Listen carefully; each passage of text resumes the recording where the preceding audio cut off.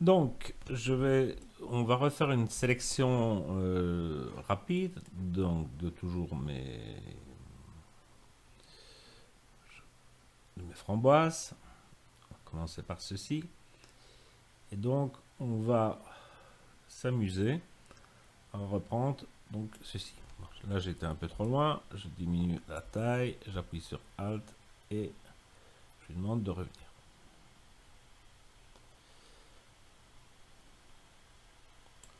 Voilà. Je décide de ne pas prendre ceci, de ne pas prendre cela,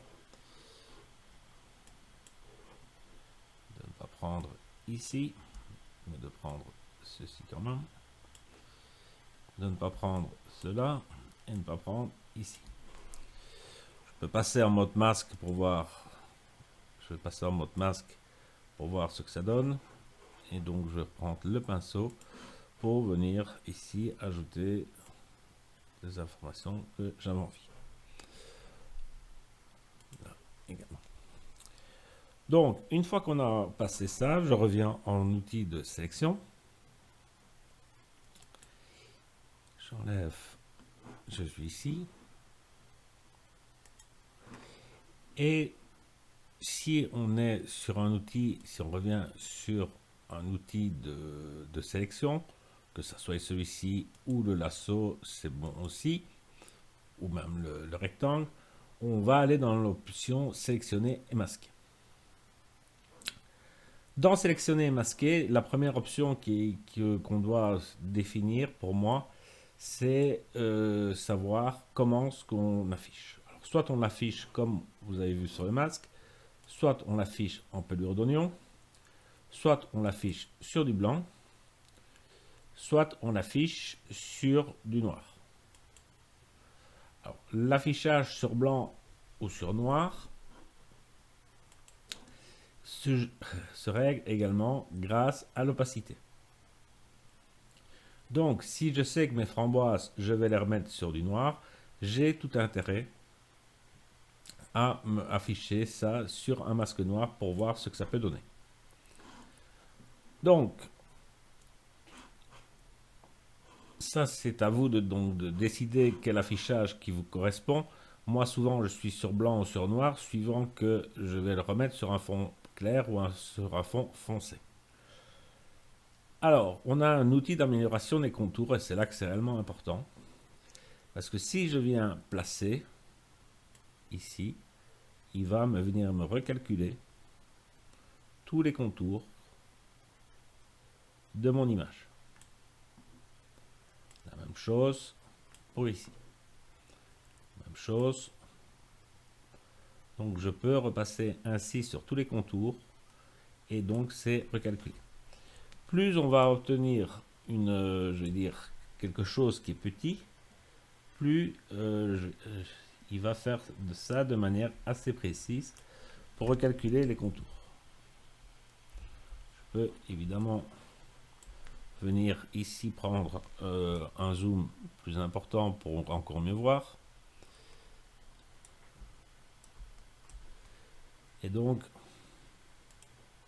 je peux passer ici bien sur chaque zone pour qu'il recalcule juste ma zone.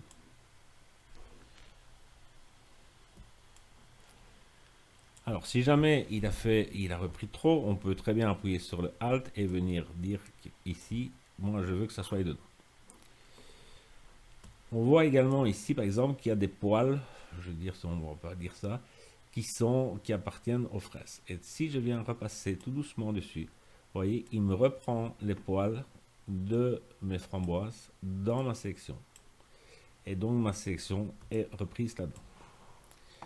J'ai ici un outil pinceau qui vient du masque. Donc si j'appuie sur le Alt, on passe en main pour venir absolument effacer tout ce que j'ai envie qui ne marche pas. Donc j'ai à la fois mon pinceau qui est ici et je peux venir par exemple jouer avec mon pinceau pour enlever tous les détails que je n'ai pas envie. Donc c'est ça l'intérêt d'être sur quelque chose qui est noir, et on peut même, dans ces cas-là, si on ne doit pas récupérer de poils ou des choses comme ça, forcer le noir. Ça permet réellement de, si on doit remettre ces framboises sur un fond noir, voir tous les défauts. CTRL Z, je dois appuyer sur Alt, je vais enlever ceci. Des zones les plus claires que je n'ai pas envie qu'elles soient prises dans ma section. CTRL Z. Ouais. Donc il vaut mieux, quand on fait une section comme ça, je vais dire, tant pis, on peut reprendre un peu dans la section, que de laisser une ligne noire, enfin une ligne blanche, parce que sur un fond noir, ça va être on ne peut plus visible. Vous voyez, ici, j'ai enlevé. Je sais qu'il y a ceci, je prends mon outil ici et je viens reprendre ceci. Il va me recalculer le petit poil qui dépassait. La même chose pour ici. Voilà. Je repasse avec mon outil qui est ici et je viens enlever. Si j'appuie sur le Alt pour être en négatif pour enlever. Voilà. Donc c'est évidemment c'est quelque chose qui donne un certain travail de patience, mais qui donne des résultats réellement assez étonnants. Donc Photoshop, c'est pour faire ça, c'est quand même bien amélioré. Avant, on devait passer souvent, si on avait des sélections très difficiles, par d'autres outils. Abandonner Photoshop pour faire quelque chose d'autre. Voilà, ici je viens enlever ceci de manière rapide. La seule chose qu'on n'a pas sur le pinceau, c'est normalement, à moins qu'il l'ait remis dans cette version-ci, donc je vais repasser en pinceau moins. C'est, je prends ici, je appuie sur Shift, il ne me fait pas du tout une ligne droite. Vous voyez, donc ça ne marche pas.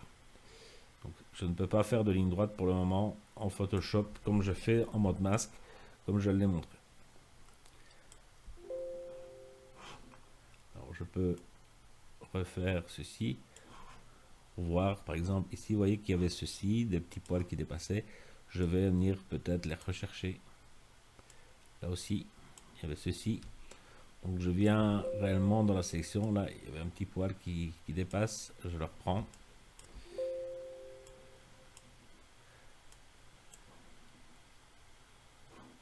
Voilà. Donc ici vous voyez qu'il y avait encore du blanc, donc je vais reprendre mon pinceau, diminuer, donc soit je diminue par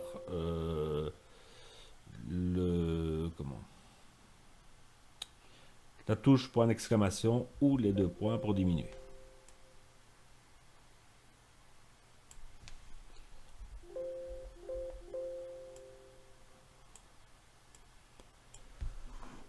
Et donc enfin je peux mettre sur du noir et faire en négatif et vous voyez que j'ai un travail de détourage qui est pas si mauvais que ça. On peut encore essayer de l'améliorer ensuite par les tableaux sur les côtés. Je vais reprendre une autre image qui est ici. Je vais faire OK. Donc il ressort une sélection simple, donc c'est ce que je fais le plus souvent. Je vais prendre l'autre image de la demoiselle, je vais faire un CTRL D. Je vais enlever des calques qui ne me servaient plus. Et là aussi, ben, je vais prendre, comme tout à l'heure, l'outil de sélection rapide. On y va.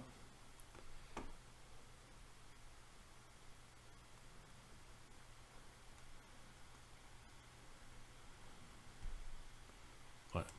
Donc j'ai l'outil de sélection rapide et je passe en sélectionner masqué. Donc, vous voyez ici, je suis en mode noir, mais à 100%, je vais le diminuer. Et vous voyez qu'ici j'ai des cheveux et donc je vais refaire le même principe. Donc c'est-à-dire que je viens repasser sur ces cheveux.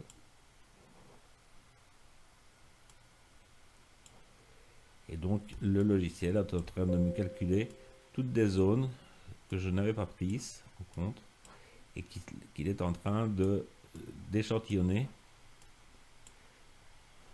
pour reprendre ses cheveux.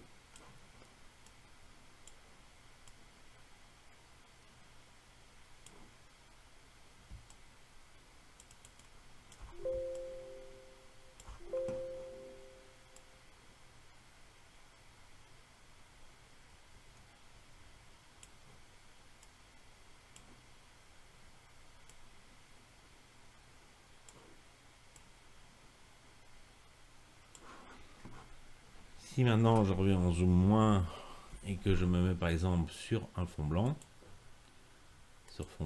on voit que je suis en train de récupérer petit à petit tous les cheveux. Évidemment, il y a des zones qui ne vont pas, c'est très clair, mais je suis en train de récupérer certains cheveux, donc ceux-ci, etc. Donc là aussi, je vais me remettre en plus.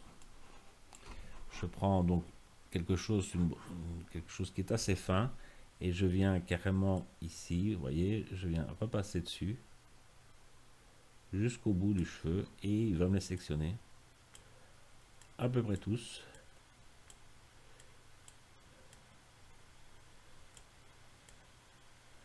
C'est clair que c'est un travail de patience, je ne peux pas dire le contraire. Donc il ne faut pas aller avec une très grosse brosse parce que ça ne marchera pas. Il faut prendre une brosse assez fine et passer son temps à venir récupérer ainsi chaque cheveu. Alors la tablette graphique dans un cas pareil sert énormément. Alors on peut parfois essayer quand même, quand il y en a beaucoup, c'est d'agrandir un peu, voir qu'est-ce qu'il va faire. Vous voyez qu'il en récupère quand même. Voilà.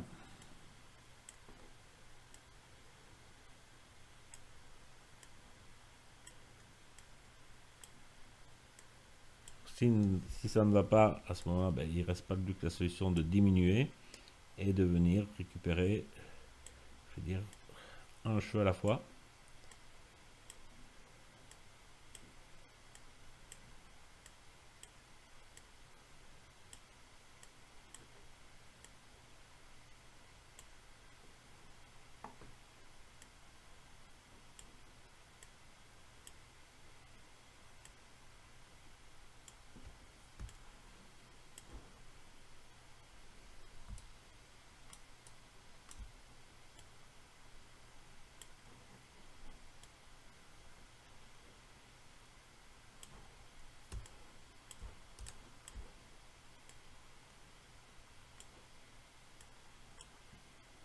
Et il est en train de m'effacer ce que je ne veux pas et de me reprendre tout ce que j'ai bien envie ici en repassant sur les contours.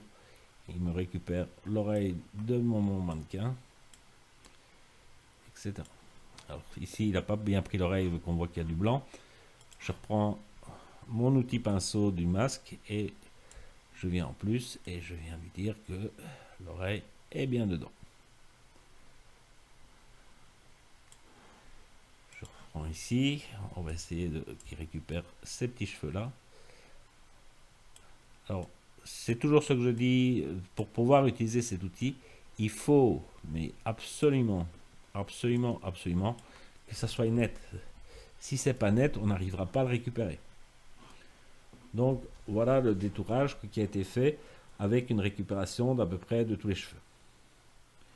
Ensuite, on va le remettre ici sur un fond blanc pour voir qu'est-ce que ça donne. Vous voyez que c'est pas 100%, le fond blanc c'est pas mal. Donc j'ai quand même récupéré pas mal de choses. Et parfois intéressant quand on travaille sur fond blanc de le regarder une fois sur fond noir pour voir s'il n'y a rien qui choque réellement. Et toujours le passer à 100%. Vous voyez que ici par exemple si je devais travailler sur un fond noir, j'ai ces problèmes là.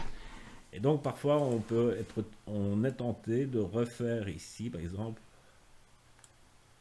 un petit recalcul des bords, vu qu'on se rend compte que sur le noir c'est pas si terrible que ça.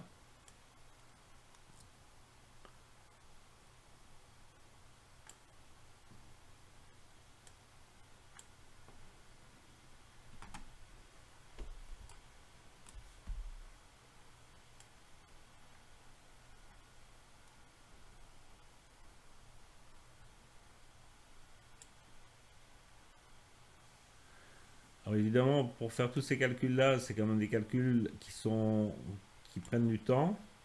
Il faut penser que moi, je suis en train d'enregistrer la vidéo, donc ça met quand même un certain temps à fonctionner. Et donc, une fois qu'on a refait correction sur noir, si on veut sur blanc, on revient sur blanc pour être sûr. Donc, je conseille toujours d'essayer des deux pour voir qu'est-ce que ça peut donner.